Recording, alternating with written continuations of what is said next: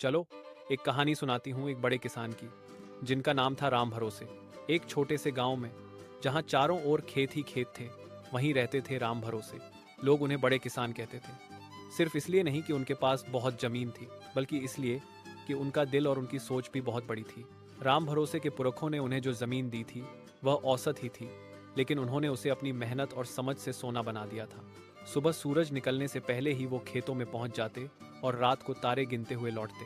उनकी फसल हमेशा गांव में सबसे अच्छी होती थी।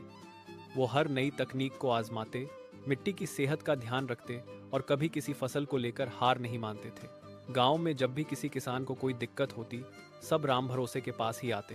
वो सिर्फ अपनी जमीन के मालिक नहीं थे, बल्कि पूरे गांव की खेती के मार्गदर्शक थे। उन्होंने अपने खेतों में ड्रिप सिंचाई लगाई, जिससे कम पानी में भी खूब अच्छी फसल होती थी। ये देखकर उन्होंने गांव के बाकी किसानों को भी सिखाया और सरकारी मदद दिलाने में उनकी सहायता भी की। एक बार गांव में सूखा पड़ा। कई किसानों ने हिम्मत हार दी थी, लेकिन राम भरोसे ने हार नहीं मानी। उन्होंने अपने अनुभवों और कुछ बुजुर्गों की सलाह से एक पुरानी बावड़ी को दोबारा साफ करवाया, जिसमें थोड़ा पानी बचा था। फिर उन्होंने उस पानी को सबके खेतों तक पहुंचाने के लिए मिलकर एक छोटी नहर बनवाई।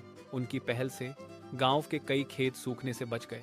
राम भरोसे सिर्फ फसल ही नहीं उगाते थे, वो लोगों के दिलों में उम्मीद भी उगाते थे। उन्होंने गांव के बच्चों की पढ़ाई के लिए भी जोर दिया। उनका मानना था कि खेती के साथ साथ शिक्षा भी जरूरी है, ताकि नई पीढ़ी खेती को और बेहतर बना सके। राम भरोसे बड़े किसान इसलिए थे क्योंकि वो सिर्फ अपने लिए नहीं, बल्कि पूरे गांव के लिए जीते थे। उनकी मेहनत, उनका ज्ञान और उनकी निस्वार्थ सेवा ने उन्हें सिर्फ गांव का नहीं, बल्कि पूरे इलाके का बड़े किसान बना दिया था।